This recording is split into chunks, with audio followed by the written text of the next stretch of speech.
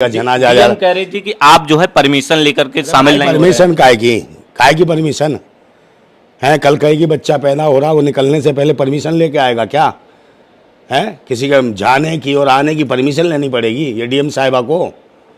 आप मुझे बताइए, परमिशन कौन सी पीएम काय की चाहिए है? फिर घर घर गांव गांव हर आदमी को कहला आज पैदा होगा, कल पैदा होगा बच्चा, इनको सरकार को ही बताएंगे, बच्चा भी डरेगा, बिना परमिशन के आने नहीं देंगे, उसे निकलने नहीं देंगे। क्या मजाक बना रखा है सरकार ने? धारा 144 लागू। कौन सी 44 है? 44 कौन सी धारा? एक बात बताओ मुझे। जहाँ भी आदमी जो है, एक बात तो पहले कहा गैंगस्टर है भाई, जब मुख्तार अंसारी गैंगस्टर था तो इतने सारे लोग, लाखों लोग वहाँ रोने क्यों चले गए हैं? मातम मनाने क्यों गए? वो तो बम पटाखे फोड़ते, होली मनाते, दिवाली मनाते। जब इतना बड़ा गैंगस्टर मारा गया, आतंकी मारा गया, देशद्रोही मारा गया, फिर लोग रो क्यों रहे हैं? देखा जैसे अभी भी वीडियो आ रहे हैं, कहीं उनके टीचर थे, उन्हें पढ़ा रहे थे, जो प्रोफेसर थे वो रो रहे हैं। कई महिलाएं, ये नहीं कि हिंदू भी रो रही हैं, सिख भी रो रहे हैं, ईसाई भी रो रहे हैं, हर कौम का आदमी रो रहा है, हर जाति का। तो एक बात बताओ, गैंगस्टर या किसी आतंकी के लिए क्या लोग रोते हैं क्या देश के अंदर? ये हत्या है जो मुख्तार अंसारी के साथ हुआ है, हत्या की हुई है। शासन और प्रशासन के मगर इंक्वायरी या जांच कौन बैठाएगा? जब जांच सब कुछ इनकी ही है, यही लगा रहे हैं देश में आज, तो जांच कौन करेगा? इसका सम्मान महिला जाता। मैं पूछ रहा हूँ क्या रेट है भाई कंगना राणावत तेरा? बता, मतलब रेट पूछ रहा हूँ ना, भाव पूछ रहा हूँ, इसका बताए। किस चीज का रेट पूछ रहे भाई? भाव है इसके, ठुमके का क्या भाव है? तो ये तो पैसे बिक के ठुमका भी लगाती है। भुखमरी के कंगाल पे 87 करोड़ लोग। दूसरी तरफ इनके जो मित्र हैं अंबानी अडानी, वो क्या करते हैं? 74 करोड़ में एक महिला का रेहाना का ठुमका लगाते हैं और लगवाते हैं, और 74 करोड़ रुपया उड़ाते हैं। कौन में है? कोई नहीं कर रहा, इनमें सब मिले हुए हैं। अखिलेश यादव ट्वीट तो करते हैं। अरे ट्वीट से क्या हो जाता है? ट्वीट तो वो भी करते हैं यार, मोदी जी भी करते हैं। मंडी वाली के लिए, मंडी में जो खड़ी है चंडी, उसके लिए करते हैं ट्वीट। छज्जा टूटता है तो कहते हैं टिंग कर देते हैं। मोदी जी बड़े मजे से करते हैं उसके लिए ट्वीट। सुप्रिया श्रीनेत ने जो है एक आपत्तिजनक पोस्ट किया था कंगना रनावत को लेकर के। तो क्या होगा? कंगना रनावत कौन है? हैं? भक्तों की मंडी का भाव पूछ रही थी एक फोटो। तो क्या वो मंडी पूछ नहीं सकते क्या भाव है? गाजर, मूली, क्या क्या क्या कुछ भी पूछ सकते हैं भाव? मंडी में भाव ही पूछे जाते हैं। और इसका कौन सा भाई है? तो ये कह रहे इसका सम्मान महिला जाता। मैं पूछ रहा हूँ क्या रेट है भाई कंगना रनावत तेरा? बता, मतलब रेट पूछ रहा हूँ ना, भाव पूछ रहा हूँ, इसका बताए। किस चीज का रेट पूछ रहे भाई? भाव है इसके, ठुमके का क्या भाव है? तो ये तो पैसे बिक के ठुमका भी लगाती है, गाना भी गाती है, कलाकार है तो वही तो भाव पूछ रही है। और क्या है? इनका रेट है हर चीज़ का। इन्हें कहोगे अभी स्वागरात मनानी है तो स्वागरात भी मना लेगी एक्टिंग करके। तो ये भाव है, भाव पूछने में क्या जाता है? मैं खुद पूछ रहा हूँ, इनके रेट है, ये खुद कहती है मेरा रेट इतना है। तो रेट पूछ लिया, भाव पूछ लिया, इसमें बुराई क्या है? तो फिल्मची और चिलमचियों से देश नहीं चलने वाला। चिलमची और फिल्मची बैठे हैं, वही आ रहे हैं और उनसे देश में शोभा देता है किस तरह से टिप्पणी करे। कौन सा नेता? कौन नेता? सुप्रिया से कौन? भाव मैं पूछ रहा हूँ यार, मैं नेता नहीं हूँ, मैं तो क्रांतिकारी। मैं पूछ रहा हूँ उससे, है आगे मेरे बस की होगी, पैसा होगा, मेरा फिल्म बनाऊंगा तो रेट पूछ रहा हूँ उससे। बता क्या लेगी रेट? लेकिन लोग सेंस क्या निकालेंगे इसका? गलत ही निकालेंगे ना। सेंस क्या? तुम क्या इसके क्या इसकी वकालत करने के लिए हो? तुम पत्रकारिता कर रहे हो, वकालत कर रहे हो? जरूरत है लोगों को शिक्षा, स्वास्थ्य, रोजगार, बहन बेटियों की सुरक्षा की। बनारस हिंदू यूनिवर्सिटी में बलात्कार हुआ, उसके लिए पूछा तुमने? कभी मोदी जी से सवाल पूछा, योगी जी से सवाल पूछा? समझे? मोदी जी की अभी शक्ल नहीं देखी है। राजनाथ सिंह उनके बगल में माला में डाल दिए थे, यूं गर्दन यूं देखे, बस यूं तुरंत माला से बाहर निकाल लिए राजनाथ सिंह। इतनी फटती है दिमाग की नस अंदर घुसड़ने में भी, समझे? राजनाथ सिंह की फट गई। हाँ मुझे बताओ। तो मोदी जी मन की तो बात करते हैं। हाँ, मन की बीवी के साथ करनी चाहिए थी। बीवी के साथ मन की बात की होती तो विकास पैदा हो गया था, आज विकास घोड़ी चढ़ गया होता, बैंड बाजा बारात चल रही होती, टकाटक टकाटक। हाँ, ये हत्या है जो मुख्तार अंसारी के साथ हुआ है, हत्या की हुई है। शासन और प्रशासन के मगर इंक्वायरी या जांच कौन बैठाएगा? जब जांच सब कुछ इनकी ही है, यही लगा रहे हैं देश में आज, तो जांच कौन करेगा? लोकसभा इलेक्शन का जो है बिगुल बज चुका है, ऐसे में मोदी जी कह रहे हैं 400 पार। कौन? मोदी जी। हाँ, वो कहेंगे 400 पार। साइको आदमी है, मैंने कहा नहीं साइको तो सोचता मैं कलिंग अवतार हूँ। किसी ने कह दिया होगा। 2 बार जीत चुके हैं, क्या बात कर रहे हैं? जीत चुके हैं भाई, ईवीएम मशीन से जीते। पहली बार तो भाई मैं भी कह सकता हूँ कि 14 में जीत गए, 14 में लोगों ने दे दिया वोट। हाँ, किस मंशा से दिया? गरीब का बच्चा था और भिखारी था ये, और भिखारी होने के बावजूद ये सब कुछ देखो 8,500 हज़ार के हवाई जहाज से उड़ता है। तो साइको टाइप का इससे कह दिया किसी आरएसएस वाले ने, भाई आप तो कलिंग अवतार हो और आप ही धर्म की स्थापना करके जाओगे, और ये घोर कलि हो गया है, इसका सत्यानाश करो। तो इसने सोच लिया हवाई जहाज की तरफ से हेलीकॉप्टर को, ये सोचता है कि मैं उस पर जा रहा हूँ, किस पे है, किस पे जा रहा हूँ, घोड़े पे, और उसमें बैठ टका टक टका टक टका टकड़ा, पता नहीं कब ऊपर उड़ जाता है आकाश लोक, और आकाश लोक से हाथ हिलाता है ऐसे, जैसे कलिंग अवतार का ये विष्णु का जो अवतार हो क्या, और फिर जाता नीचे पाताल लोक में। मोदी जी जनता का समुद्र में हित से कर नहीं रहे हैं, करता है। सबको 5 किलो राशन दे रहे हैं, किसान सम्मान निधि दे रहे हैं, गैस सिलेंडर का कनेक्शन दे रहे हैं, राम मंदिर बनवा दिए, धारा 370 हटवा दिए, और क्या चाहिए? अब सारा देश मोदी का परिवार है। आपके घर में 4 किलो चावल 4 किलो गेहूँ मिलता है, खाते हो? सबको मिलता तो है। 4 किलो पे कितने 87 करोड़ लोग हैं, उनको कपड़ा कौन देगा, जूता चप्पल कौन देगा, उनके बच्चों को शिक्षा कौन देगा? मुँह बताओ ना आप।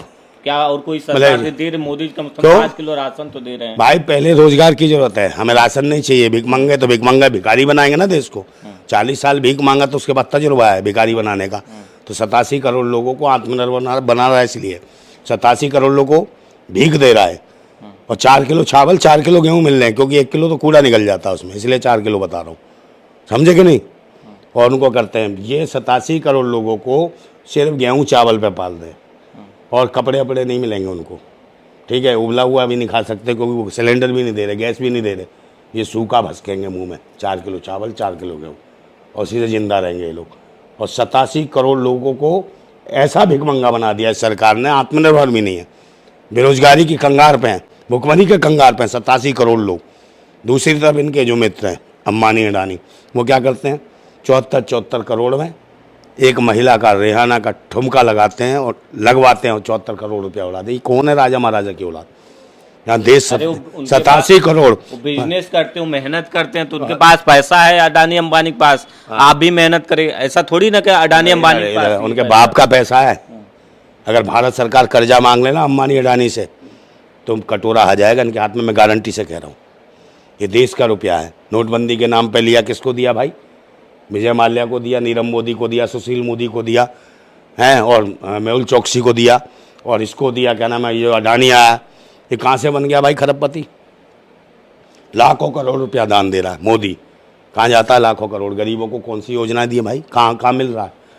सब तो रो रहे हैं, सब मर रहे हैं। देश की जो वो थी, क्या नाम है, इंडस्ट्रीज, लघु कुटीर और खुदरा व्यापार था, उसकी माँ बहन एक कर दी इसने, मोदी ने, सब बंद है। और सारी जितनी भी मार्केट है, जो भारत की जो मार्केट है, जितने भी बाजार है, उन सब पे कब्जा चाइना का है। आप कुछ भी ले लीजिए, आप देख ले, मेरे बात सुन लीजिए। चाइना को आंख दिखा देते हैं, पाकिस्तान को आंख दिखा देते हैं। आप सर यार मजाक है, आंख दिखा देता है? कौन है ये? क्या आंख दिखा देता है बताओ तो सही मुझे। डर जाते हैं। सर्जिकल स्ट्राइक पाकिस्तान पे आपने नहीं देखा? कुछ नहीं, मजाक है, कुछ नहीं है। खुद को ये तो डॉक्यूमेंट्री खुद बनवा लेता है यार, है, खुद ही उतर जाता पाकिस्तान, वहाँ जाके चला जाता, बिना बताए जाता है।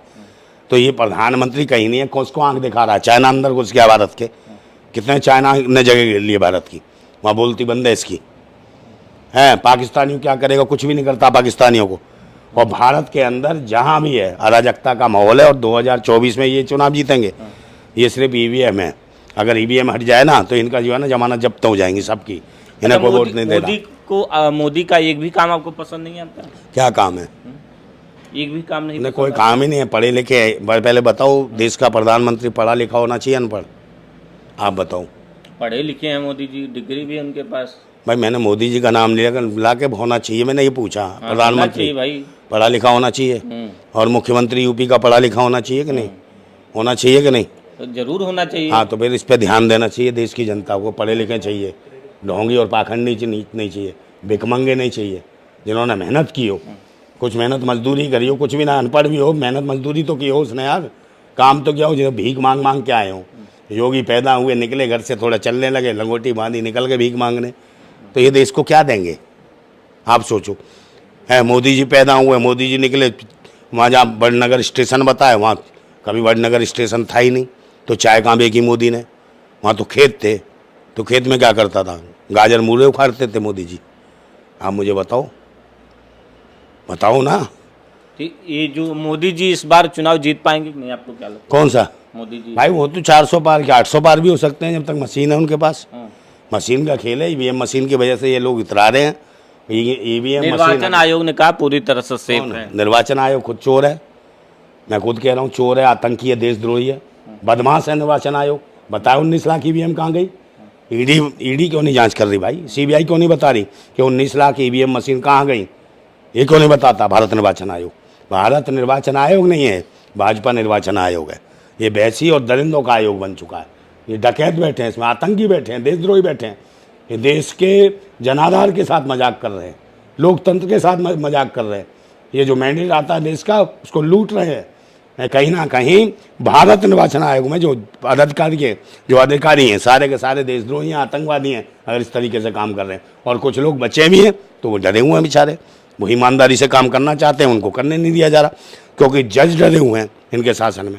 विपक्ष इंडिया गठबंधन ने जो है केजरीवाल की गिरफ्तारी को लेकर के दिल्ली में जो है महारैली की, जिसमें अखिलेश यादव थे, राहुल गांधी थे और जो बड़े बड़े नेता थे इंडिया गठबंधन के, सभी लोग शामिल हुए। क्या कहना चाहेंगे, ये हरा पाएंगे मोदी को? कैसे नहीं भाई, ईवीएम का खिलाफ विरोध में करें, ईवीएम का विरोध करें। फटती है क्या तुम्हारी ईवीएम का विरोध कर? चलते चलते क्या कहना चाहेंगे दर्शकों से? दर्शकों से कहना चाहता हूँ ईवीएम का विरोध करो, समझे? ये उठाई गिरे बैठ के चिलमची और फिलमचियों से देश नहीं चलने वाला। इमका ठुमका चिलम फिलम मुहूर्त ये फलाने नौटंकी है। धर्म की रक्षा ये नहीं कर रहे हैं। धर्म की आड़ में देश के कानून को, देश के संविधान को, लोकतंत्र को ख़त्म कर रहे हैं और ये देश को बेच रहे हैं। क्योंकि ये तो बेकमंगे, इनका क्या जा रहा है? ना इनके बीवी है, ना बच्चे है, कुछ भी नहीं है इनका।